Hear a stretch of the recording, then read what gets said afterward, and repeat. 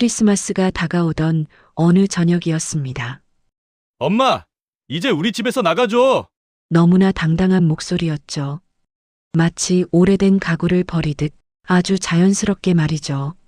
며느리는 팔짱을 낀 채 말했습니다. 할인이 이제 유치원 종일반도 다니고 어머니 도움 필요 없어요. 이제 어머니 혼자 자유롭게 사세요. 필요. 그 말이 제게는 칼날처럼 꽂혔습니다. 5년 동안 새벽부터 밤까지 할인이를 내 아이처럼 키워온 시간들이 순식간에 필요 없음 한마디로 잘려나갔습니다. 마음이 너무 아팠어요. 그 말이 제 인생의 반전을 만들게 했습니다. 여러분이라면 어떠셨을까요? 5년 동안 손주를 키워줬는데 필요 없으니 이제 나가달라. 이 말을 듣는다면요? 이 이야기가 마음에 와닿는다면 댓글로 여러분의 생각을 남겨주세요. 여러분의 의견에 귀 기울이겠습니다. 제 이름은 정미숙, 올해 65입니다. 30년 넘게 아동도서관에서 일하며 아이들과 책 속에서 평온한 시간을 보내던 사람입니다. 내 인생엔 큰 욕심도 큰 사건도 없었습니다. 남편이 세상을 떠난 뒤에도 혼자 조용히 버텨내며 살았죠. 그러던 어느 날 아들 민수와 며느리 수진이 급하게 연락을 해왔습니다. 둘의 얼굴은 지쳐 있었고 수진은 거의 울기 직전의 표정이었습니다.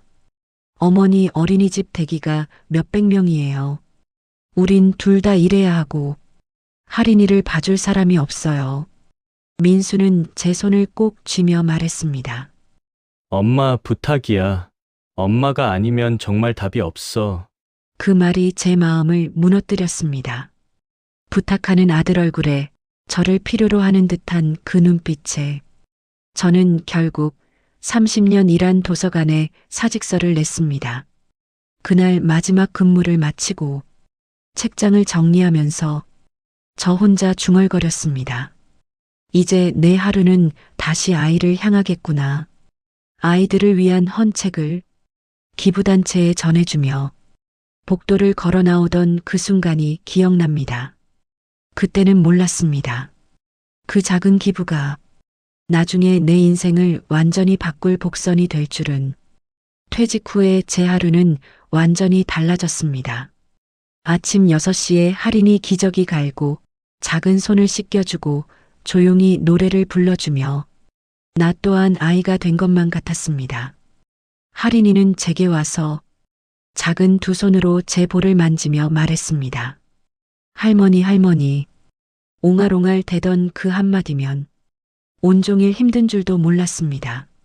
하지만 아들 내외의 태도는 조금씩, 정말 조금씩 변해갔습니다.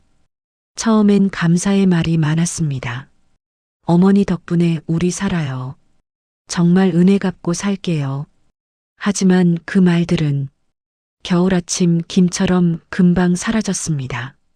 3개월쯤 지나자 그들은 당연하다는 표정이 되었고 반년이 지나자 엄마, 이유식은 왜 이렇게 싱거워요? 할인이 왜 이렇게 늦게 재우셨어요? 날카로운 불평들이 전부 제 탓이 되어 돌아왔습니다. 그래도 저는 내 새끼들 살기 바쁘니까 혼자 그렇게 합리화하며 참고 또 참았습니다. 그때는 정말 몰랐습니다. 믿었던 내 자식의 진짜 본심이 한참 뒤에 모습을 드러낼 거라는 걸. 그리고 언젠가 그들이 나를 필요 없어진 존재로 치부하며 잔인하게 내던질 거라는 걸. 할인이를 돌본 지 1년쯤 되었을 때 저는 어느 순간 깨달았습니다. 아들 내외의 말투가 조금씩 변하고 있다는 걸. 처음엔 아주 사소했습니다. 엄마, 애가 왜 이렇게 징징대요? 어머니, 요즘 이유식 레시피 바뀐 거예요?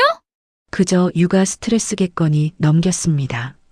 하지만 시간이 지날수록 그 말들은 날카로운 화살처럼 제 가슴에 꽂히기 시작했습니다. 어느 날 아침 수진이 현관문을 열고 들어오자마자 말했습니다. 어머니, 애 옷이 왜 이렇게 구겨졌어요? 저는 천천히 대답했습니다.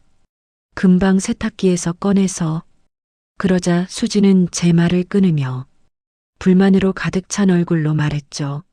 할인이 유치원 가면 친구들이 뭐라고 하겠어요. 유치원? 그때부터였을까요? 그녀의 말투에서 감사함이라는 단어가 완전히 사라졌다는 걸 깨달은 것이 아들은 옆에서 수진의 말에 고개만 끄덕였습니다. 한 번도 제 편을 들어주지 않았죠. 할인이를 돌보는 동안 저는 아들 집에 있는 시간이 더 많았습니다. 밥도 그 집에서 먹고 잠도 반은 거기서 잤습니다. 그런데 어느 날 저와 수진이 설거지를 하고 있을 때 수진이 내뱉은 한마디가 저를 멈춰 세웠습니다. 어머니, 솔직히 말하면 집안일도 제대로 안 하시면서 할인이만 보는 게 뭐가 그렇게 힘든가요? 순간 제 손에 들고 있던 접시가 미끄러질 뻔했습니다. 미안하다. 좀 더 신경 쓸게. 제가 그렇게 말하자 수지는 고개를 끄덕이며 말했습니다. 네, 당연히 그러셔야죠. 그 순간 깨달았습니다. 그녀는 이제 저를 가족이 아니라 집안 일꾼으로 보고 있다는 것을. 그 후 며느리는 제게 부탁하는 척하면서 점점 더 많은 일을 시켰습니다. 어머니, 애 재우고 청소기 좀 돌려주세요. 어머니, 오늘 빨래는 왜 안 하셨어요? 아들은 그런 며느리를 말리지 않았습니다. 엄마, 집안일 하다 보면 깜빡할 수도 있는 거지. 그렇게 말하면서도 그의 눈빛엔 은근한 불만이 담겨 있었습니다. 어느 날 저는 하루 종일 할인이와 놀아주고 저녁밥까지 준비했습니다. 밥을 차려두고 식탁을 닦고 있을 때 그들은 퇴근에 들어왔습니다. 수지는 밥상을 보더니 말 한마디 없이 앉았습니다. 저는 조심스레 말했습니다. 오늘 할인이랑 미역국 끓였어. 애가 좋아하더라고. 그러자 수진이 젓가락을 놓으며 말했습니다. 어머니, 솔직히 말씀드리면 제가 끓이는 미역국이 더 맛있어요. 다음부터는 레시피 좀 알려드릴게요. 그 말투는 배움을 주는 사람이 아니라 저를 꾸짖는 사람의 목소리였습니다. 아들은 조심스레 제 눈치를 보며 말했습니다. 엄마, 수진이가 좀 예민해서 그래. 이해해. 예민해서? 그런 말로 덮을 수 있는 문제가 아니었습니다. 하지만 저는 그저 미소만 지었습니다. 그래, 내가 더 노력해 볼게. 그 말을 하면서도 제 안에서 무언가가 서서히 부서져 내리는 느낌이 들었습니다. 그날 밤 할인이를 재우고 나서 혼자 식탁에 앉아 있는데 아이의 작은 목소리가 들렸습니다. 할머니 울었어? 저는 아이를 껴안으며 말했습니다. 아니야, 우리 할인이 꿈나라 갈 준비하고 있었지. 하지만 사실 그 순간 저는 누군가에게 안기고 싶은 심정이었습니다. 그러던 어느 날 제 마음에 박힌 균열은 눈에 띄게 벌어지기 시작했습니다. 퇴근 후 집에 돌아온 수진이 문을 열자마자 따지는 투로 물었습니다. 어머니, 오늘 낮에 왜 우리 방에 들어가셨어요? 방 청소 좀 해달라고 했잖니. 아니, 어머니 마음대로 저희 물건 보지 말아주세요. 불편하거든요. 그녀의 말투는 벌써 타인에게 말하듯 차가웠습니다. 아들은 말했습니다. 엄마, 수진이 마음 이해 좀 해줘. 사생활도 중요하잖아. 순간 제 심장이 철렁 내려앉았습니다. 사생활이라 나는 이 집에 사는 게 아니었구나. 그저 아이를 봐주는 존재일 뿐이었구나. 하지만 그때까지만 해도 저는 몰랐습니다. 이보다 훨씬 더 잔인한 말이 나를 기다리고 있었다는 것을. 그리고 그 잔혹함이 내 인생을 완전히 바꾸는 결정적인 계기가 될 줄은. 할인이가 6살이 되어 유치원 종일반에 적응하던 첫 주. 저는 그동안 하지 못했던 일을 조금씩 하기 시작했습니다. 책도 읽고 산책도 하고 오랜만에 친구들도 만나기 시작했죠. 그런데 그게 며느리에게는 마음에 들지 않았던 모양입니다. 어느 날 제가 잠시 시장을 다녀온 사이 수진이 집에 먼저 와 있었습니다. 현관에서 마주친 그녀의 얼굴에는 묘한 불만이 서려 있었습니다. 어머니, 낮에 어디 다녀오셨어요? 저는 천천히 말했습니다. 시장에 좀 할인이 반찬거리 사려고. 그러자 수지는 짜증을 숨기지도 않고 말했습니다. 어머니가 시장에서 뭐 사오셔도 저희 입맛이랑 안 맞아서 결국 제가 다시 요리해야 돼요. 그 말은 내가 하는 모든 것이 쓸모없다는 선언처럼 들렸습니다. 저는 말없이 장바구니를 내려놓았습니다. 그럼 앞으로는 안 살게. 그러자 그녀는 마치 기다렸다는 듯 말했죠. 네, 애초에 안 사오시는 게 더 나을 것 같아요. 그녀의 말투는 저를 필요 없는 물건처럼 취급했습니다. 며칠 뒤 할인이가 유치원에서 칭찬장을 받아왔습니다. 저는 너무 기뻐서 작은 케이크 하나를 사들고 집으로 갔죠. 우리 할인이 너무 잘했어. 할머니가 케이크 사왔지. 아이도 기뻐하며 박수를 쳤습니다. 하지만 그 순간 수진의 표정이 굳었습니다. 어머니, 애한테 단 거 함부로 주지 마세요. 원래 계획에 없던 건 제가 싫어해요. 저는 멈칫했습니다. 할인이가 좋아하길래. 그러자 수진의 목소리가 한층 더 차갑게 떨어졌습니다. 그러니까요? 보고 좋아하는 게 중요한 게 아니라 우리 방침을 지켜야죠. 방침. 그녀는 자기 집을 회사처럼 운영하고 있었고 그 안에서 저는 규정을 어기기만 하는 직원처럼 취급받고 있었습니다. 아들은 옆에서 말없이 휴대폰만 보고 있었죠. 민수야, 내 생각은 어떠니? 제가 조심스레 묻자 아들은 고개를 들지도 않고 말했습니다. 수진 말이 맞지 뭐. 애한테 단 거 아무 때나 주면 안 되잖아. 순간 제 손에 들고 있던 케이크 상자가 더없이 무겁게 느껴졌습니다. 그날 밤 저는 거실에서 조용히 무릎 담요를 개고 있었는데 방 안에서 아들 내외의 목소리가 들렸습니다. 할인이 이제 다 컸어. 어머니, 계속 여기 두는 건 아닌 것 같아. 그러니까 이제는 우리끼리 살아야지. 집에 계시면 솔직히 불편해. 엄습하는 서늘함에 제 손이 떨렸습니다. 저는 들키지 않으려 굳어있는 손으로 담요를 꼭 쥐었습니다. 근데 어머니한테 뭐라고 해야 돼? 그냥 솔직히 말하면 돼. 애도 다 컸고 종일반도 다니고 이제 필요 없잖아. 필요. 또 그 단어였습니다. 언제부터 나는 이 집에서 필요 여부로 판단되는 존재가 되었을까요? 나는 조용히 아무 소리도 내지 않고 방으로 돌아왔습니다. 문을 닫으며 심장이 쿵 내려앉는 소리가 들렸습니다. 다음 날 아들 내외가 부른 거실로 나와 앉았을 때 이미 분위기는 정해져 있었습니다. 식탁 위에는 제가 아침에 끓여놓은 미역국이 아무도 먹지 않은 채 식어 있었습니다. 아들은 침을 꿀꺽 삼키고 입을 열었습니다. 엄마, 우리 좀 얘기하자. 그 목소리는 죄책감도 미안함도 없는 그저 정리해야 할 일을 말하는 듯한 목소리였습니다. 수지는 팔짱을 끼고 말했습니다.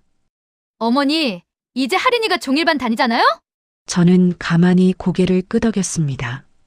응, 잘 다니더라. 수지는 바로 본론을 꺼냈습니다. 그러니까 어머니가 이 집에 계속 계실 이유가 없죠. 그 말 한마디에 제 귀에서 무언가 뚝 부러지는 소리가 났습니다. 뭐라고? 아들은 단조로운 목소리로 말했습니다. 엄마, 제발 이해해줘. 우린 이제 우리끼리 살고 싶어. 우리끼리. 그 말 역시 칼처럼 가슴을 후벼 팠습니다. 수지는 결정적인 말을 내뱉었죠. 애는 우리가 키울게요. 이제 어머니는 집 좀 비워주세요. 짐작은 했지만 막상 들으니 심장이 얼어붙었습니다. 제가 떨리는 목소리로 말했습니다.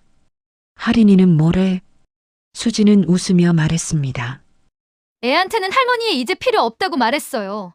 그 순간 제 눈앞에서 세상이 꺼져 내렸습니다. 그리고 확실히 깨달았습니다. 이제 이 집에서 나는 가족이 아니라 소모품이었다는 것을. 이날의 상처가 제가 결심을 하게 만든 가장 큰 이유였습니다. 그래, 내가 나갈게. 제 목소리는 생각보다 너무나도 차분했습니다. 그 어떤 울먹임도, 그 어떤 사정도 없었습니다. 그들은 그제야 제가 쉽게 무너지지 않는 사람이라는 걸 알게 된 듯 했습니다. 하지만 그 순간에도 그들은 몰랐습니다. 이 모든 일이 자신들에게 어떤 대가로 돌아올지. 할인이를 유치원에서 데려온 날이었다. 작은 책가방을 메고 신이 나서 달려오던 아이의 얼굴은 해맑기만 했다. 할머니, 오늘 크리스마스 카드 만들었어. 그 작은 손에 들린 카드는 삐뚤빼뚤한 글씨로 적혀 있었다. 할머니, 메리 크리스마스. 사랑해. 그 문장을 보는 순간 저도 모르게 눈이 뜨겁게 차올랐다. 오늘 같은 날, 이 아이에게만은 웃어주고 싶었다. 하지만 집에 도착하자마자 수진의 눈은 차갑게 굳어 있었다. 어머니, 오늘 왜 할인이랑 그렇게 늦게 오셨어요? 나는 조용히 설명했다. 유치원에서 크리스마스 카드 만든다고. 조금 늦었어. 그러자 수진은 한숨을 크게 내쉬었다. 애를 그렇게 데리고 다니면 적응 못해요. 아시겠어요? 할인이가 옆에서 수진의 옷자락을 잡으며 말했다. 엄마. 나 할머니랑 그러나 수진은 아이의 말을 끊어버렸다. 됐어. 들어가서 옷 갈아입어. 아들은 방에서 나와 제 얼굴을 힐끔 보더니 말하더군요. 엄마 잠시만 거실로 나와봐. 그 말투는 우리 사이에 남아있던 마지막 다리마저 끊어내는 목소리였다. 나는 조용히 거실 소파에 앉았다. 마치 재판을 기다리는 죄인처럼. 수지는 팔짱을 낀 채 서 있었다. 아들은 깊은 숨을 내쉬며 말했다. 엄마 저희가 어제 이야기했잖아요. 그래 듣고는 있었다. 제가 말하자 수진이 끼어들었다. 그럼 이제 아시겠죠? 어머니가 이 집에 계실 이유가 없어요. 그녀는 마치 당연한 사실을 말하는 듯한 얼굴이었다. 아들은 제 눈을 피하며 말했다. 엄마, 미안한데 이번 주말까지만 부탁할게. 그 말이 떨어지는 순간 제 귀에서 뭔가 쾅 하고 울리는 소리가 들렸다. 이번 주말까지? 응, 그 뒤로는 우리끼리 지내면 좋겠어. 나는 잠시 말을 잃었다. 숨이 턱 막히는 느낌이었다. 그런데 수진이 잔혹한 말 한마디를 더 얹었다. 어머니도 이제 나이가 있으시잖아요. 새로운 집 알아보시는 게 좋을 것 같아요. 그 말은 차가운 얼음물을 온몸에 붓는 것 같았다. 그 순간 할인이가 거실로 조심스럽게 나왔다. 할머니 어디 가? 작은 손이 내 옷자락을 잡았다. 그 작은 온기를 느낀 순간 눈물이 터져 나올 것 같았다. 하지만 나는 그 아이 앞에서 약해질 수 없었다. 할인아, 할머니 잠깐 일 보러 다녀오는 거야. 수지는 아이를 빼내며 말했다. 할인아, 이제 우리 가족끼리만 지내는 거야. 우리 가족끼리. 그 말이 또 칼처럼 날아와 가슴 한가운데를 후벼 팠다. 나는 조용히 말했다. 그래 알겠다. 내가 정리하고 나갈게. 그 말에 수진의 입꼬리가 아주 미세하게 올라갔다. 숨기려 했지만 나는 그 표정을 놓치지 않았다. 그들은 그 순간 벌써 나를 내보내는데 성공했다고 생각했다. 하지만 그들은 몰랐다. 내가 그날부터 준비하기 시작할 진짜 반전의 시작을. 방에 들어가 문을 닫는 순간 무릎이 툭 하고 꺾여 바닥에 주저앉았다. 나는 조용히 속삭였다. 내가 정말 필요 없는 사람인가. 눈물이 뼛속에서부터 차오르는 듯했다. 하지만 잠시 후 나는 조용히 눈물을 닦고 겨우 자리에서 일어섰다. 책상 서랍을 열자 남편과 함께 모았던 적금 통장이 보였다. 그리고 오래전 내가 기부했던 헌책 영수증도 있었다. 나는 그 서류들을 하나하나 천천히 정리했다. 그리고 아주 조용히 속삭였다. 그래, 너희도 너희 인생이 있겠지. 하지만 내 인생도 이제는 내 손으로 지킬 때가 됐어. 그 순간 내 마음 한쪽에서 희미하지만 분명한 각성이 일어났다. 그리고 나는 결심했다. 저들이 평생 후회할 선택을 내가 하게 될 거라고. 이날 밤 그 누구도 모르게 내 인생의 페이지가 완전히 넘어갔다. 짐을 싸서 아들 집을 나오는 날 할인이는 유리창에 달라붙어 작은 손으로 창문을 두드리고 있었다. 할머니, 가지 마. 그 목소리가 귓가에 계속 맴돌았다. 나는 억지로 웃으며 손을 흔들었지만 그 아이의 떨리는 입술을 보는 순간 심장이 천천히 찢어지는 것 같았다. 문이 닫히고 현관의 잠금 장치 소리가 철컥 울리는 순간 나는 깨달았다. 이 집은 이제 내 집이 아니구나. 아니, 애초부터 내 집이 아니었다. 버스 정류장에 앉았는데 겨울바람이 참 매서웠다. 혼자 앉아 있으니 문득 허무함이 몰려왔다. 내가 어떻게 여기까지 온 걸까? 한때는 누구보다 씩씩하고 일을 사랑하던 사람이었다. 아이들에게 책을 읽어주고 작은 목소리를 모아 동화를 완성하던 그 잔잔하고 따뜻한 순간들이 문득 떠올랐다. 그런데 지금은 손녀를 사랑한 죄밖에 없는데 필요 없다는 말 한마디에 집에서 밀려나 있다. 나는 그 겨울 정류장에서 오래 숨을 쉬었다. 그리고 문득 아들 내외의 얼굴이 떠올랐다. 애도 다 컸고요. 어머니는 이제 필요 없어요. 이 집에서 나가주세요.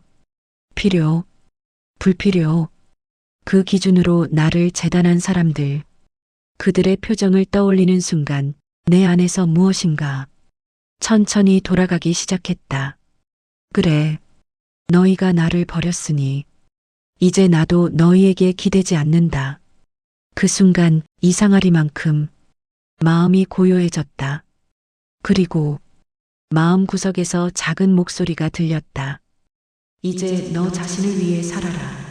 며칠 후 나는 조용히 은행을 찾았다. 창구 직원에게 통장들을 내밀었다. 남편이 남긴 보험금, 내가 모은 적금들, 작은 임대 수익까지. 직원은 말했다. 정미숙님, 금액이 꽤 크시네요. 계좌 정리를 어떤 방식으로 도와드릴까요? 나는 차분히 말했다. 기부하려고요. 절차를 알려주세요. 직원은 놀란 눈으로 나를 바라봤다. 하지만 나는 눈 하나 까딱하지 않았다. 오히려 그 말을 내뱉는 순간 뭔가가 풀리는 느낌이었다. 그동안 가족이라는 이름 아래 당연하다는 듯 이용당했고 감사조차 받지 못했던 시간들, 그 시간들이 모두 하나의 문장으로 정리되는 것 같았다. 기부하려고요. 창구에서 서류를 작성하면서 한 가지 사실이 더 떠올랐다. 할인이, 그 아이, 내가 손녀를 사랑한 마음은 그 어떤 상처보다 깊었고 그 어떤 배신보다 강했다. 그래서 나는 할인이 이름으로 된 비공개 통장을 한 번 더 들여다봤다. 통장 안에는 수년간 모은 돈이 그대로 있었다. 나는 그 통장을 쓰다듬으며 중얼거렸다. 이건 할인이가 어른이 되었을 때 할머니가 마지막으로 줄 선물이야. 그 누구도 모르게 웃음이 났다. 아들 내외는 절대 알 수 없는 나만의 비밀 선물. 변호사 사무실을 찾았을 때 변호사는 차분히 물었다. 정미숙님, 기부금 전액을 사회복지재단으로 지정하시는 이유가 있으신가요? 나는 고개를 끄덕이며 말했습니다. 제가 가진 건 다시 누군가에게 가는 게 맞아요. 누구에게든 필요 없는 존재라는 말은 듣지 않게 해주고 싶어서요. 변호사는 한참 동안 말을 잇지 못했다. 혹시 아드님과 상의는 하셨는지요? 아니요. 그럼 말씀하실 계획도 없으시고요? 나는 조용히 웃었다. 없어요. 내가 가진 건 내가 결정하는 거니까. 그 말이 스스로에게 가장 단단한 선언처럼 느껴졌다. 그 순간 마음속에서 여태껏 누군가를 위해 참고 눌러왔던 모든 억울함이 풀려나갔다. 그리고 내 의자를 옮기며 자리에서 일어나는 순간 나는 스스로에게 다짐했다. 이제는 나를 버린 사람들에게 더는 기대지 않는다. 이제 남은 건 하나였다. 조용히 그러나 완벽하게 내 삶의 마지막 페이지를 내 손으로 다시 쓰기. 그리고 이 계획이 필요한 때가 되면 후회하게 만들어주고 싶은 마음도 생겨났다. 내 마음대로 안 되는 게 자식이라지만 힘들었던 지난 날은 잊고 이제 계속해서 이야기 이어가 볼게요. 기부 서류가 거의 마무리되고 나는 조용히 일상으로 돌아갔다. 낡은 원룸이었지만 누구 눈치 볼 필요 없는 공간이라는 점에서 이상하리만큼 마음이 편안했다. 그러던 어느 날 오랜 침묵을 깨고 아들 민수가 전화를 걸어왔다. 엄마 요즘 잘 지내? 그동안 필요 없다던 사람이 갑자기 연락을 해오니 어찌나 어색하던지 그럭저럭 잘 지낸다. 나는 최대한 담담하게 말했다. 그러자 민수의 목소리는 갑자기 지나치게 밝아졌다. 엄마, 주말에 우리 집에 와. 수진이가 좋아하는 반찬 만들어 놨대. 그 말을 듣는 순간 나는 조용히 미소를 지었다. 이제 시작이구나. 내가 기부 절차를 밟는다는 사실을 그들이 알게 된 것이 분명했다. 주말 아들 집에 들어서는 순간 나는 나도 모르게 멈칫했다. 평소라면 집안은 허둥지둥 설거지거리도 쌓여 있었을 텐데 오늘은 상다리가 휘어질 만큼 차려진 식탁, 반짝거리는 바닥, 최대한 밝은 표정을 지은 며느리 수진이 있었다. 어머니 오셨어요? 제가 오늘 잡채랑 불고기 다 했어요. 그녀의 목소리, 그녀의 말투, 너무 부드러워서 오히려 낯설었다. 할인이는 제품으로 달려오며 말했다. 할머니, 많이 보고 싶었어. 왜 이렇게 늦게 왔어? 그 아이의 따뜻한 품을 안으며 잠시 눈이 시큰거렸다. 하지만 수진이 아이를 살짝 떼어내며 말했다. 할인아, 할머니 힘들어. 잠깐만 인사하고 가자. 아이가 실망한 얼굴을 하는데도 수진의 관심은 오로지 나에게 있었다. 아니, 정확히는 몰랐던 내 재산에 대해 관심이 있었는지도 모른다. 식탁에 앉자마자 수진은 마치 아무렇지 않은 듯 슬쩍 말을 꺼냈다. 어머니, 요즘 뭘 그렇게 바쁘게 다니세요? 나는 밥숟가락을 천천히 들며 답했다. 그냥 정리할 게 있어서 하는 일 없이 바쁘네. 그 말에 수진의 눈빛이 번쩍했다. 아들은 숟가락을 내려놓으며 말했다. 엄마, 그러지 말고 뭐든 우리한테 상의해. 그 말은 우리에게 알려라가 아니라 우리 몫을 챙기게 해라로 들렸다. 식사를 마치고 수진은 저를 따라다니듯 대화를 유도했다. 어머니, 요즘 어디 사세요?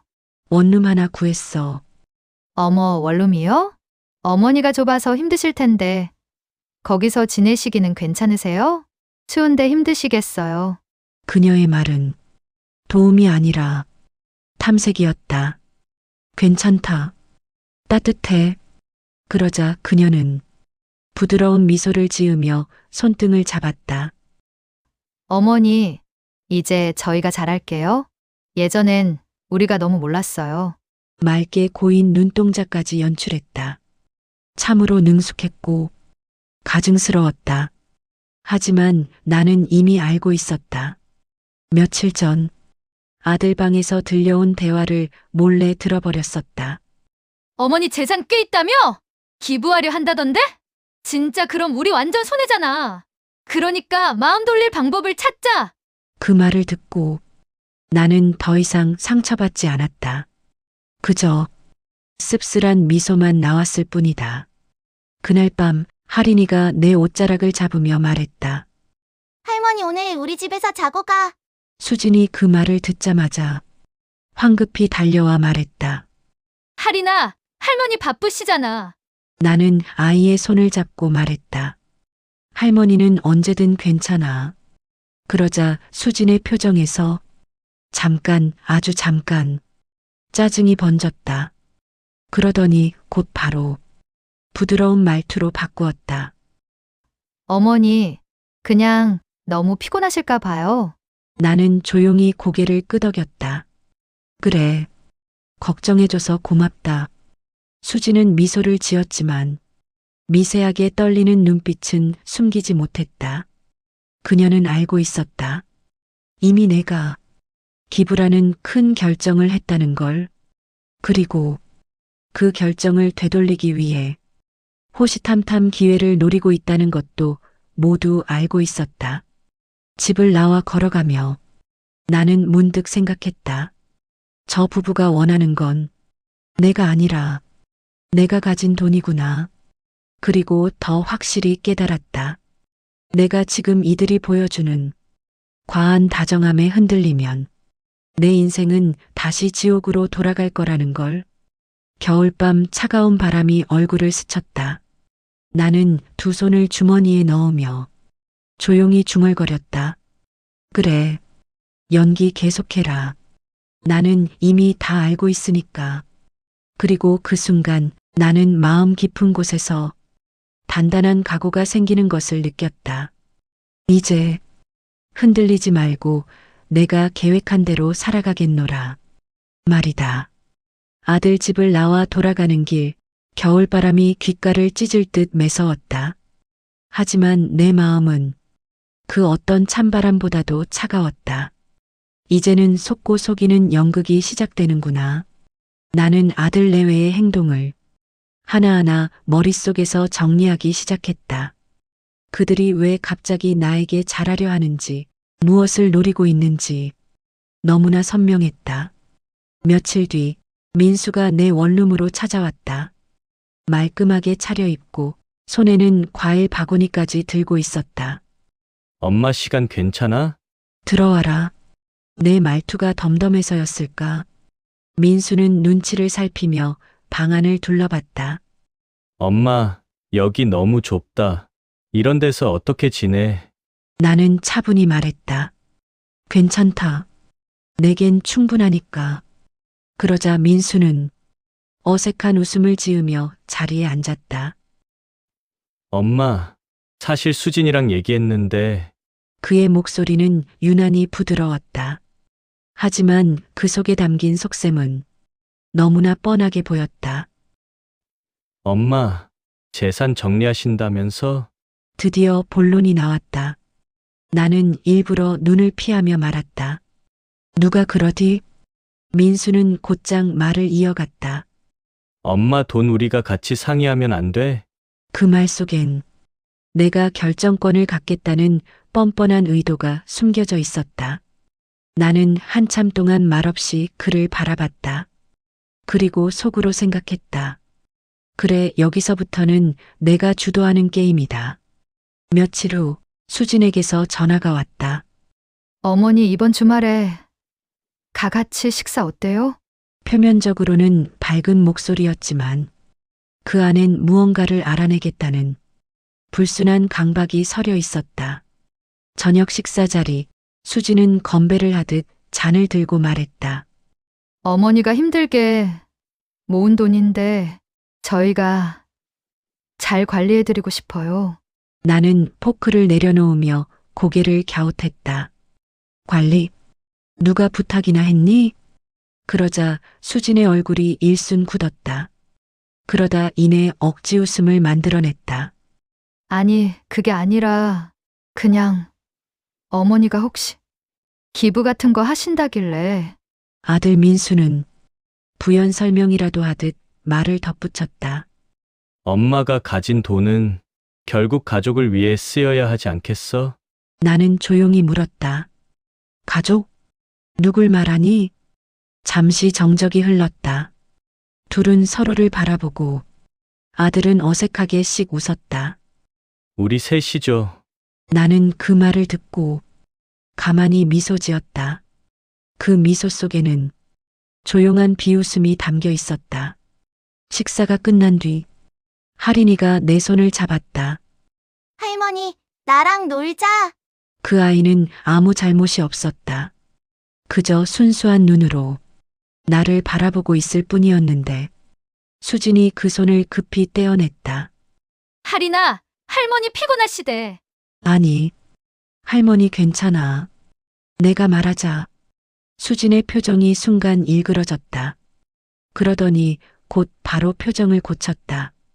아이 참 어머니 건강 걱정해서 그러죠?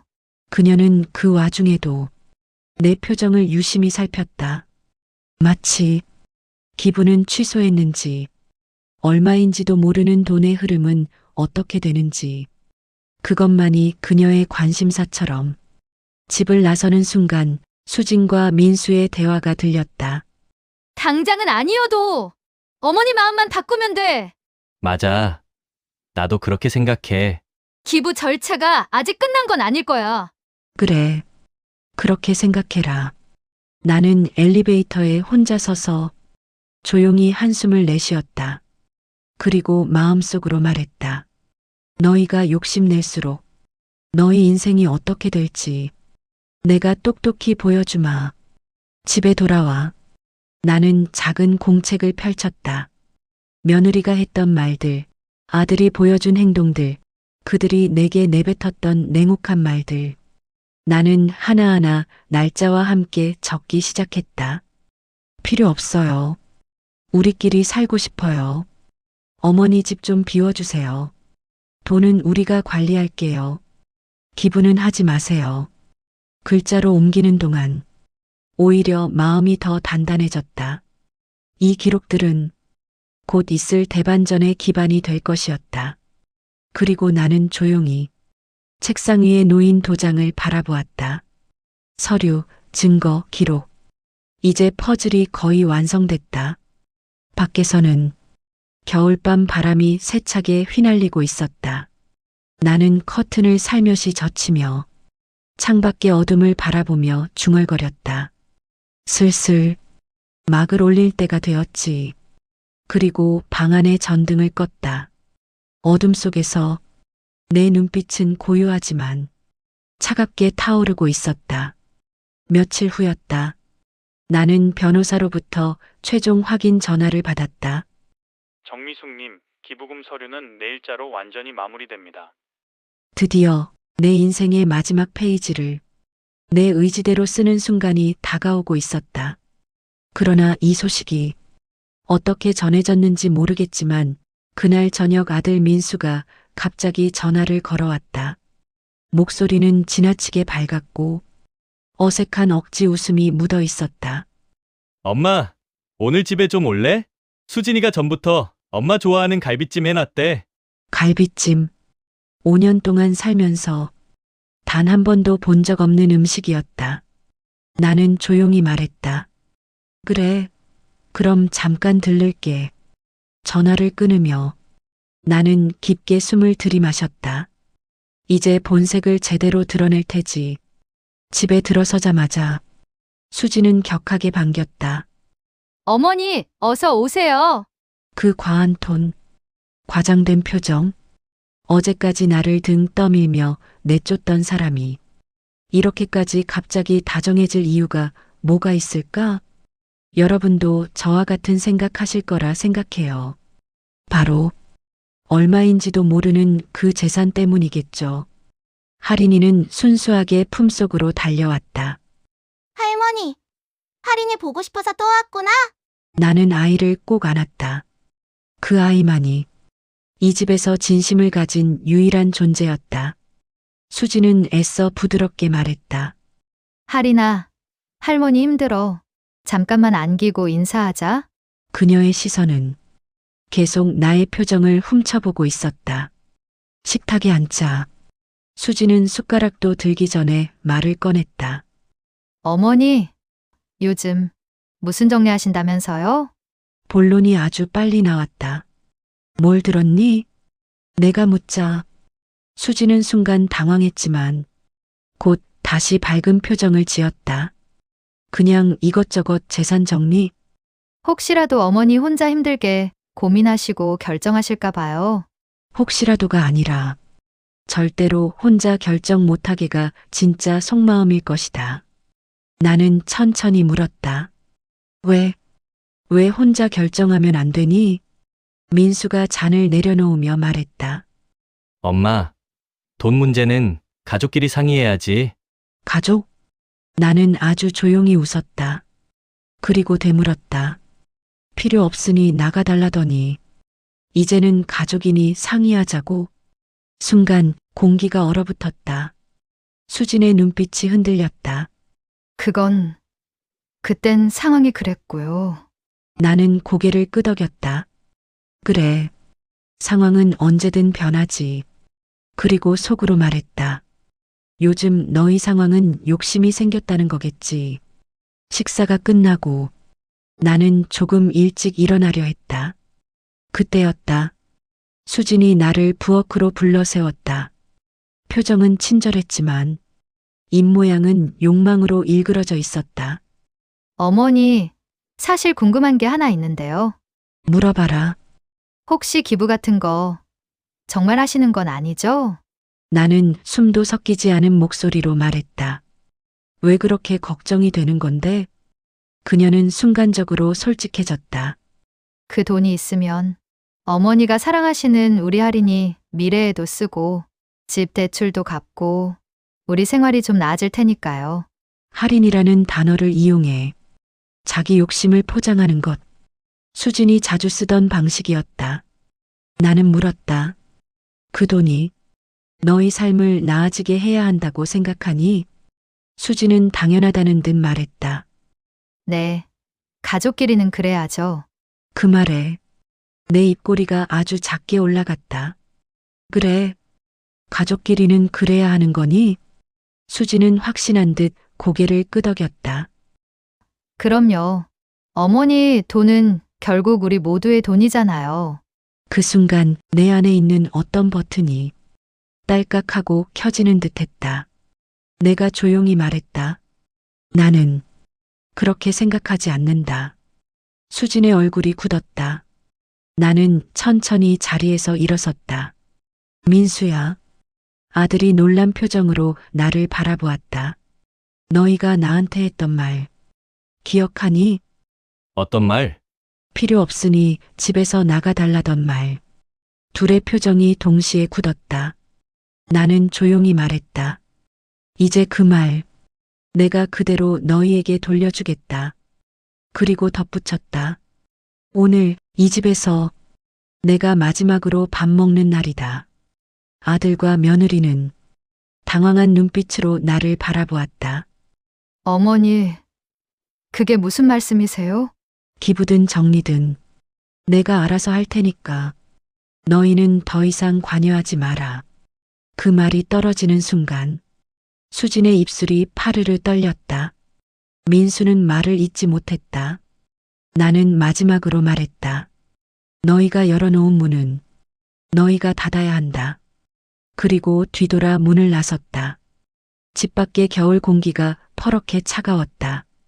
하지만 내 마음은 더없이 단단했다.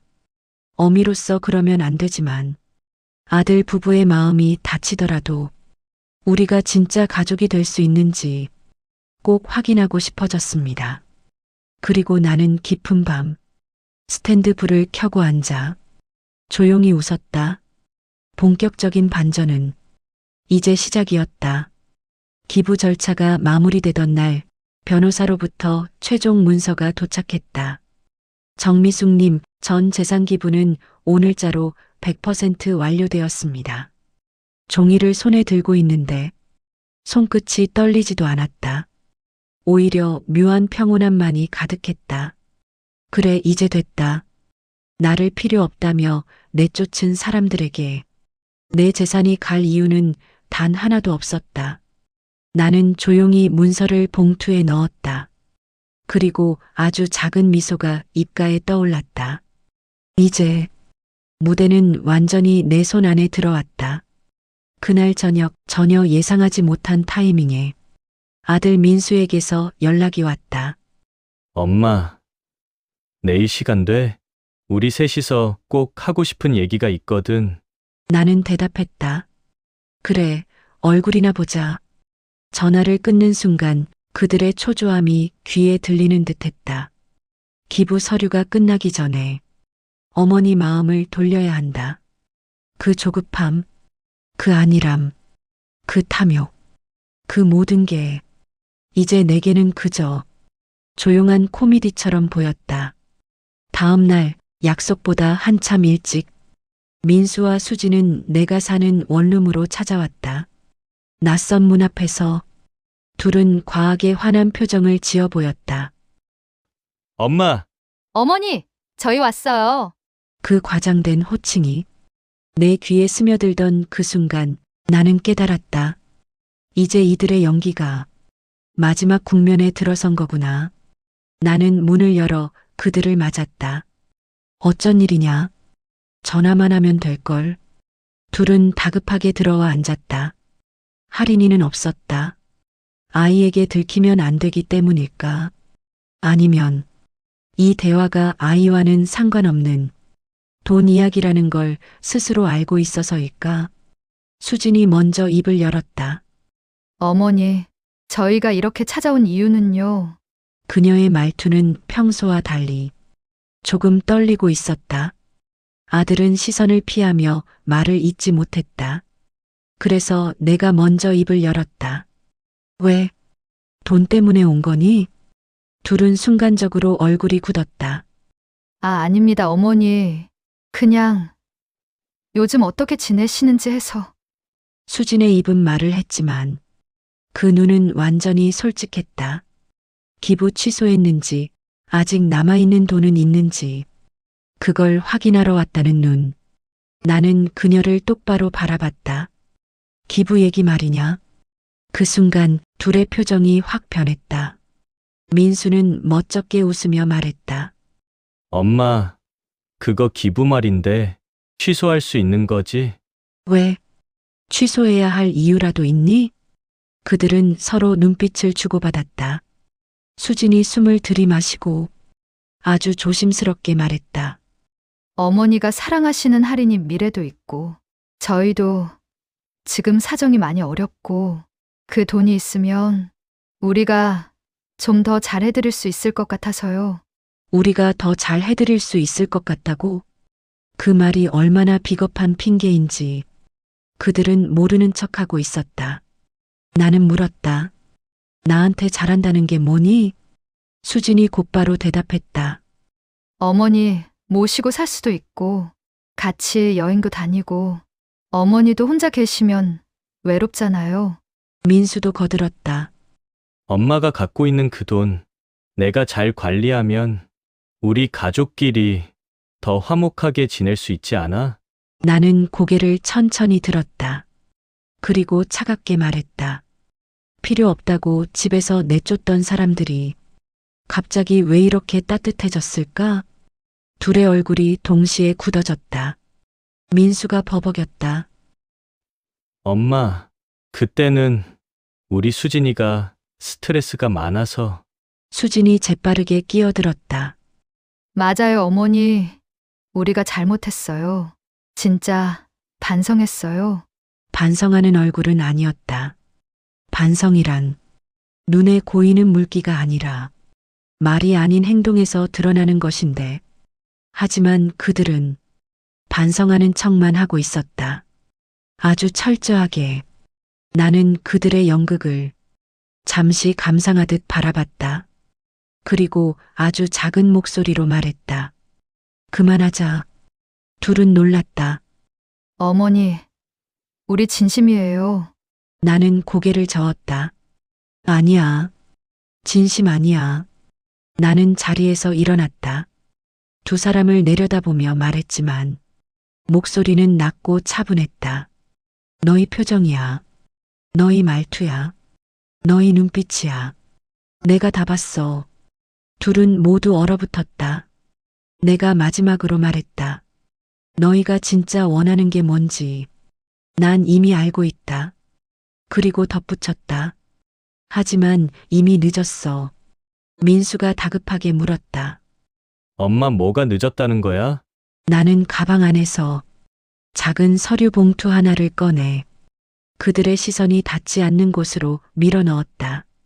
그리고 말했다. 내가 가진 모든 것 이미 다 정리했다. 둘은 숨이 멎은 듯 나를 바라보았다. 수지는 떨리는 목소리로 물었다. 정리요? 나는 고개를 끄덕였다. 그래, 너희가 찾던 건 이미 사라졌어. 둘은 말문이 막혀 아무 말도 하지 못했다. 그리고 나는 그들을 집으로 돌려보내며 방으로 방문을 닫고 들어갔다. 아들 부부에게 이미 늦었다고 말한 다음 날 나는 평소와 다름없이 작은 시장을 돌며 장을 봤다. 땅콩 강정 한 봉지, 따뜻한 고구마 몇 개, 그리고 할인이가 좋아하던 딸기 우유. 스스로에게 말했다. 오늘은 평온하게 보내자. 하지만 그 평온함은 그리 오래가지 않았다. 점심쯤 되자 민수에게서 전화가 걸려왔다. 목소리는 들뜬 듯하지만 그 밑바닥엔 분명 긴장과 두려움이 깔려 있었다. 엄마 오늘 잠깐 볼 수 있을까? 중요한 얘기가 생겼어. 중요한 얘기? 아직 모르고 있구나 싶었다. 나는 짧게 대답했다. 그래. 4시에 보자. 약속 장소는 근처 카페였다. 일부러 한산한 곳을 골랐다는 게 표정에서 드러났다. 문을 열고 들어가자 수진의 손이 테이블 아래에서 불안하게 떨리고 있었다. 민수는 불쑥 자리에서 일어나 말했다. 엄마 기부 그거 진짜야? 나는 조용히 그를 바라봤다. 이제서야 확인했구나. 그래, 진짜다. 그 한마디가 떨어지는 순간 그들의 표정이 산산이 깨졌다. 수지는 손등으로 입을 막으며 말했다. 어머니 그게 무슨 말씀이세요? 진짜로 전부? 응, 전부. 민수는 그 자리에 주저앉다시피 했다. 엄마, 그건 말도 안 돼. 우릴 놔두고 왜? 놔둔 게 아니라 너희가 날 밀어냈지. 나는 아주 차분히 말했다. 수지는 더는 억지 미소를 유지하지 못했다. 어머니 기부는 취소할 수 있잖아요. 변호사 통해서 오늘로 전부 마무리됐다. 그 한 문장이 그들 사이를 찢어발랐다. 수지는 자리에서 벌떡 일어나며 소리쳤다. 아니, 어떡해. 어머니 이런 결정 가족에게 상의도 안 하고. 나는 한 번도 목소리를 높이지 않았다. 말했잖니. 가족이 아니라고. 그 순간 카페 안의 공기가 뚝 끊어진 듯 정적이 흘렀다. 민수는 두 손으로 얼굴을 감싸며 말했다. 엄마 제발 그러지 마. 우리 앞으로 어떻게 살아? 나는 그의 말을 똑바로 바라보며 물었다. 내가 너희에게 어떻게 살라고 결정해야 하니? 그는 대답하지 못했다. 수진이 그제야 진짜 속마음을 드러냈다. 어머니 돈이면 우리가 집 대출도 갚고 할인이 교육비도 여유 있게 쓰고 미래가 달라지잖아요. 근데 왜 남한테 줘요? 왜? 그게 너희 진심이구나. 네, 진심이에요. 수지는 절규하듯 말했다. 왜 남에게 주냐고요? 왜 우리에게 준다고는 생각 안 하셨어요? 가족인데. 그녀의 목소리는 울음인지 분노인지 구분할 수 없을 정도로 뒤섞여 있었다. 나는 조용히 물었다. 그럼 내가 물어볼게. 둘은 숨을 죽이고 내 목소리를 기다렸다. 나한테 했던 말들. 그 말들은 가족이 한 말이었니? 이제 필요 없어요. 집 좀 비워주세요. 애는 우리가 키울게요. 그 단어들이 카페 안에 울렸다. 수지는 한순간에 입을 다물었다. 민수는 고개조차 들지 못했다. 나는 다시 말했다. 나를 가족으로 대하지 않은 건 너희였다. 수지는 마지막 희망을 붙잡으려는 듯 떨리는 목소리로 말했다. 그럼요, 어머니. 이제라도 다시 가족처럼 지내면 되죠. 다시 돌아와 주세요. 저희가 진짜 잘할게요. 그녀는 손을 내밀었다. 하지만 그 손은 너무 늦었고 너무 가벼웠다. 나는 그 손을 바라보지도 않고 말했다. 너희가 한 행동은 너희가 돌려받는 거야. 수진의 얼굴에서 완전히 희망이 사라졌다. 민수는 거의 울먹이며 말했다. 엄마, 우리 정말 잘할게. 제발 다시 얘기하자. 나는 조용히 고개를 저었다. 늦었어. 이미 끝난 얘기야. 둘은 아무 말도 하지 못했다. 그리고 나는 천천히 자리에서 일어나며 마지막으로 말했다. 너희가 버린 건 내가 아니라 너희 미래였다는 걸 이제 조금씩 알게 될 거야. 카페 문을 열고 나오는 순간 겨울바람이 내 뺨을 스쳤다. 차갑지만 이상하게 따뜻했다. 폭풍은 이제부터였다. 카페에서 돌아온 밤 나는 평소처럼 작은 원룸 전등을 켜고 따뜻한 물에 손을 씻으며 하루를 마무리하려 했다. 그런데 그날 밤은 유난히 조용했다. 보통 같으면 며느리에게 분노한 전화가 오거나 아들이 술 취해 울먹이며 연락할 법도 했지만 아무 연락이 없었다. 이제야 현실을 본 거겠지. 서류상으로도 법적으로도 정말로 모든 기부 절차가 끝났다는 것을 이제서야 그들은 실감했을 것이다. 나는 그 평온 속에서 스스로에게 말했다. 이제 한번 숨 고르면 된다. 하지만 고요함은 오래가지 않았다. 다음 날 아침 문을 두드리는 소리가 들렸다. 쾅, 쾅쾅. 원룸 전체가 울릴 정도였다. 문을 열자 초췌한 얼굴에 민수와 수진이 서 있었다.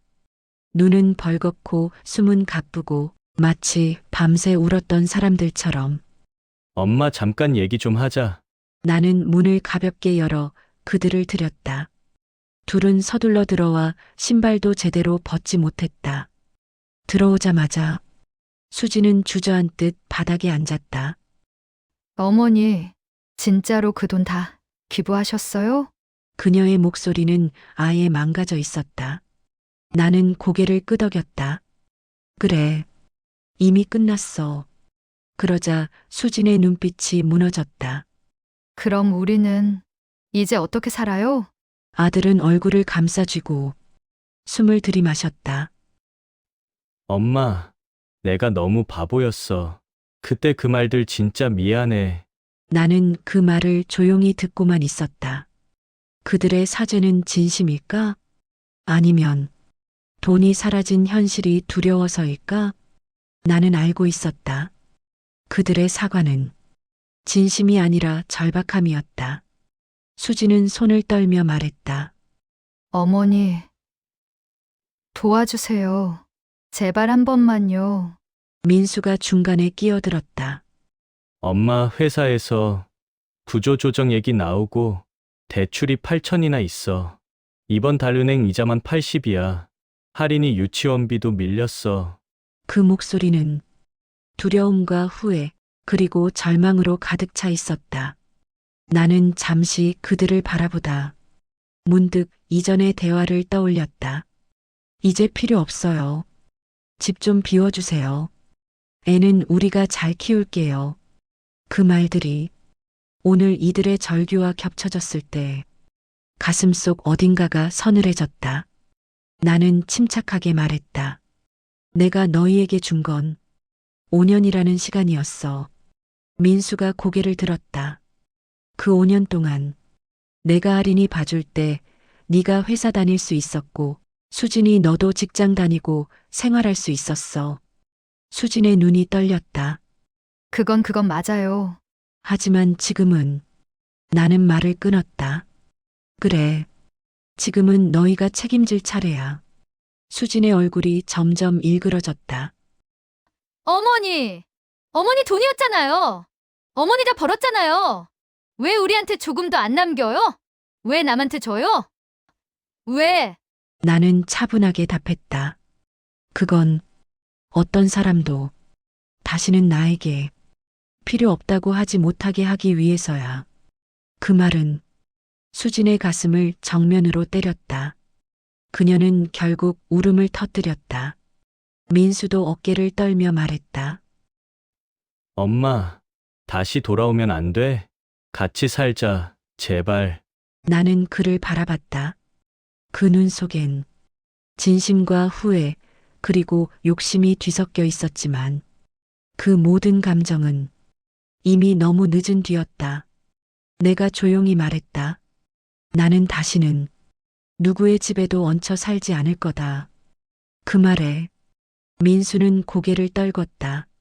수지는 여전히 울부짖었다. 어머니 그럼 우릴 버리는 거네요? 나는 고개를 저었다. 아니, 너희가 날 버렸지. 그 말이 그들의 마지막 희망까지 끊어버렸다. 두 사람은 아무 증오도 아무 비난도 하지 못했다. 그저 자신들이 만들어낸 절망 속에서 천천히 가라앉을 뿐이었다. 나는 마지막으로 말했다. 이제 나 좀 쉬어야겠다. 가라. 그 말이 떨어지자 민수와 수지는 천천히 일어났다. 눈물로 젖은 얼굴, 흩어진 머리, 주저앉을 듯한 무릎, 그리고 그들의 등을 보며 나는 혼자 중얼거렸다. 이제 이야기의 마지막 막을 여는 시간이다. 문이 닫히는 순간 정적이 방을 가득 채웠다. 그러나 그 정적은 평화가 아니라 폭풍 전의 숨고르기였다. 민수와 수진이 떠나간 뒤 문틈으로 스며든 고요함은 마치 오래된 먼지처럼 방 안에 가라앉아 있었다. 나는 작은 찻잔에 따뜻한 물을 따라 한 모금 천천히 마셨다. 이제 됐다. 긴 싸움이 끝난 듯했다. 무언가 크게 무너진 뒤 찾아오는 묘한 평온함. 하지만 그 평온은 아주 잠시뿐이었다. 그날 밤 민수에게서 메시지가 왔다. 엄마 내일 잠깐 집으로 와줘. 우리 마지막으로 얘기 좀 하자. 문자를 읽는 순간 내 마음은 아무 흔들림 없었다. 이제는 알고 있었다. 그들에게는 더 잃을 것도 붙잡을 자존심도 없다는 것을. 그래도 마지막 정리는 필요했다. 그래, 내일 보자. 나는 짧게 답했다. 다음 날 오후 아들 집 현관 앞에 서자 오래전 그 집에 살던 기억들이 마치 헌 영화처럼 어지럽게 스쳐 지나갔다. 문을 열고 들어서자 민수와 수지는 이미 울고 있었다. 수지는 눈을 부어가며 외쳤다. 어머니, 제발 다시 생각해 주세요. 민수는 바닥에 쪼그려 앉아 두 손으로 머리를 감싸쥐고 있었다. 엄마, 제발. 우리가 잘못했어. 이제라도 우리랑 같이 지내자. 나는 그들의 눈물과 절규를 차갑게 바라보았다. 그래, 같이 지내자고.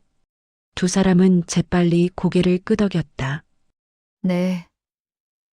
어머니, 우리가 늦었어. 그 말은 가위처럼 차갑게 그들의 마지막 줄을 잘랐다. 수지는 갑자기 의자에서 벌떡 일어나 나에게 다가왔다. 그럼 어머니, 적어도 몇 천만 원이라도, 아니면 몇 백만 원이라도, 정말 조금이라도 도와주시면 안 돼요? 그녀는 두 손을 모아 비는 자세였다. 감정이 아니라 현실이 그녀를 무릎 꿇게 만든 것임을 나는 알고 있었다. 민수가 떨리는 목소리로 말했다. 엄마, 우리 진짜로 곧 집에서 쫓겨날 수도 있어. 나는 그때 비로소 그들이 왜 이리 광적으로 매달리는지 이해했다. 그들의 삶이 붕괴되고 있기 때문이었다. 하지만 그건 내 책임이 아니었다. 나는 소파에 천천히 앉아 말했다. 너희에게 줄 건 이제 아무것도 없다. 수진이 울부짖었다. 어머니 정말 너무하시네요. 저희가 뭘 그렇게 잘못했다고 이러세요. 나는 조용히 그녀를 바라봤다.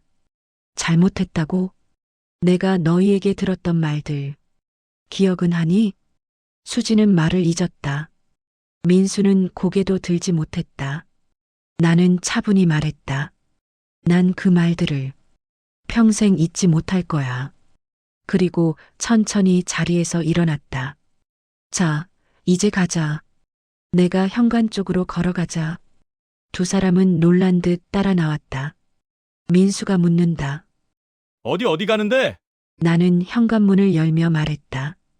너희가 궁금해하는 거 직접 보여주려고. 집을 나와. 우리는 차를 타고 잠시 떨어진 곳으로 향했다. 바다는 이미 겨울빛을 띠며 은빛으로 반짝이고 있었다. 민수와 수지는 불안한 눈빛으로 나를 바라보았다. 어머니, 여기가 어디예요? 나는 작은 주택 하나 앞에서 차를 세웠다.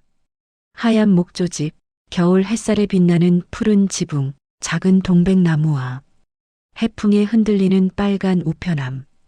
정말 조용하고 정말 아름다운 곳. 나는 말했다. 여기 내가 앞으로 지낼 곳이다. 둘은 말을 잃었다. 민수가 겨우 입을 열었다. 엄마, 이 집 언제 산 거야? 몇 달 됐다. 몇 달? 수진의 얼굴이 일그러졌다. 그럼 그동안 우릴 속인 거예요? 나는 차갑게 답했다. 너희가 속기만 했던 거지. 나는 말한 적 없으니까. 수진이 또 소리. 어머니! 그럼 기부한 돈 말고 이 집 살 돈은 어디서? 내 일부였던 작은 연금. 그리고 오래전부터 들어두었던 적금. 둘은 아무 말도 하지 못했다. 민수는 주저앉듯 말했다. 엄마! 그럼 우리에게 올 돈은 정말 하나도 없는 거야? 나는 고개를 끄덕였다. 없어. 너희에게 돌아갈 건 단 하나도 없다. 수지는 결국 울부짖었다. 민수는 바다를 바라보며 망연자실한 표정으로 말했다. 우리가 너무 바보였네. 나는 조용히 덧붙였다. 바보가 아니었지. 그저 탐욕스러웠을 뿐. 그리고 마지막으로 말했다. 이 집은 너희가 한 번도 주지 않았던 평온을 주는 곳이다. 나는 여기서 내 삶을 다시 살 거다. 나는 문을 열고 안으로 들어갔다. 그리고 덧붙였다. 너희는 이제 돌아가라. 두 사람 뒤에서 바람이 지나가며 나뭇잎이 서걱거리는 소리가 들렸다. 정말 오래 기다렸던 순간이었다. 나는 천천히 문을 닫았다. 철컥. 그 소리는 과거와의 마지막 연결을 끊는 소리였다. 그리고 동시에 내 새로운 삶이 시작되는 소리이기도 했다. 속초의 작은 집은 겨울 햇살을 받아 유난히 고요하고 따뜻했다. 이곳에 첫날 밤을 보내고 창문을 열자 은빛 파도가 잔잔히 부서지고 있었다. 나는 작은 스탠드를 켜고 책상 서랍을 열었다. 거기엔 오래전부터 내가 숨겨온 작은 통장이 있었다. 겉으로 보기엔 평범한 은행 통장이지만 내 마음속에서는 어떤 재산보다 귀하고 어떤 보석보다 반짝이는 존재였다. 나는 조심스럽게 통장을 쓰다듬었다. 할인아, 우리 할인이 책상 앞 의자에 앉아 조용히 독백하듯 이야기를 꺼냈다. 손녀를 처음 안았던 날이 떠오른다. 온 세상이 내 품 안으로 들어오는 것 같았지. 작디 작은 손가락, 미세하게 떨리던 숨결, 그리고 할머니라는 첫부름. 그 작은 목소리 하나가 나를 다시 살아가게 했단다. 너희 엄마 아빠가 나를 필요 없는 사람처럼 몰아냈을 때도 한겨울에 짐을 싸서 나가라고 했을 때도 할머니 마음속에 남아있던 건 너의 웃음뿐이었다. 그래서 할머니는 너희 부모에게 한 푼도 남기지 않았다. 그건 복수가 아니라 정이었단다. 하지만 너에게는 세상에서 가장 따뜻한 선물을 남겨두고 싶었어. 너에게만큼은 세상 어느 누구도 필요 없다는 말을 하지 않았으면 해서. 그래서 이 통장은 오직 너 하나를 위해 준비한 할머니의 마지막 마음이야. 내가 성인이 되면 할머니가 직접 건네줄게. 그때가 되면 너는 알게 될 거야. 할머니가 왜 혼자 떠났는지, 왜 모든 걸 기부했는지, 왜 마지막 선물만큼은 너를 위해 남겨두었는지. 하리나, 할머니는 너를 정말 많이 사랑한다. 이 통장에서 평생 단 한 번도 돈을 꺼내 쓰지 않았던 이유는 너 때문이었다. 그리고 이제야 내 마음이 온전히 자유로워졌단다. 나는 통장을 서류함에 조심스럽게 넣으며 작게 미소 지었다. 그래, 이제 나는 나로 살아도 되지. 창밖에서는 해가 바다 위에 반짝이며 새로운 하루를 열고 있었다. 이제부터는 누구의 엄마도 누구의 시어머니도 아닌 그저 정미숙으로 살아갈 시간이었다. 그 어떤 말도, 그 어떤 냉대도 더 이상 내 삶을 흔들 수 없다. 파도 소리가 잔잔히 귀를 스친다.